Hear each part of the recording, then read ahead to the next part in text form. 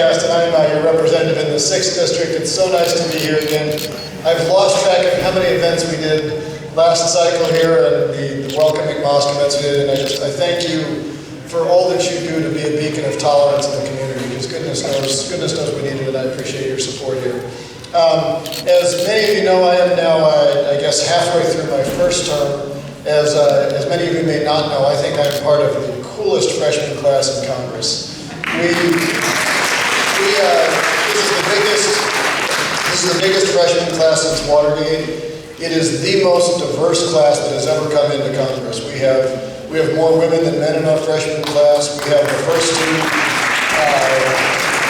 Muslim Americans serving in Congress. We have doubled the size of the LGBT caucus in Congress. We have the first two Native American women, and as you can tell from looking at me, I don't check any of those boxes, but there's also a much more interesting ideological diversity we had, an ideological diversity in the last Congress, because we have so many people who did not run for Congress because they had a career in politics, but because one of the few good things, maybe the only good thing that Trump has done for our country is he inspired people to get into public service.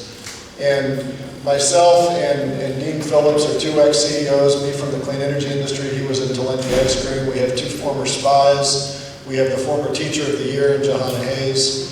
And as one of my senior colleagues said, the real challenge we have with your class is that you all value expertise over seniority. And that's hard for us to get used to around here.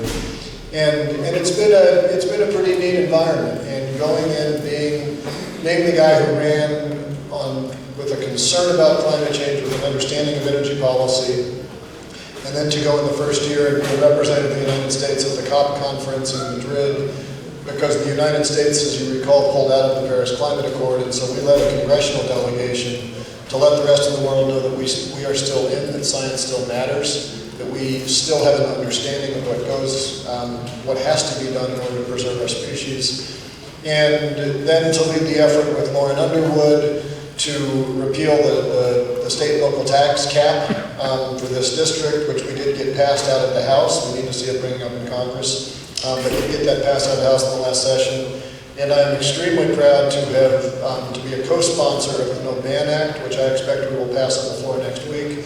This is a direct response to the Trump administration. It says you cannot ban people from coming to the country based solely on their religion. It is embarrassing. It's shameful that we even had to pass that law, and it is shameful that that has become partisan, but I am delighted and proud to be part of the majority that's got it done. So I am grateful to all of you for your support. I hope I can count on your continued support as we go into 2020. Thank you all very much.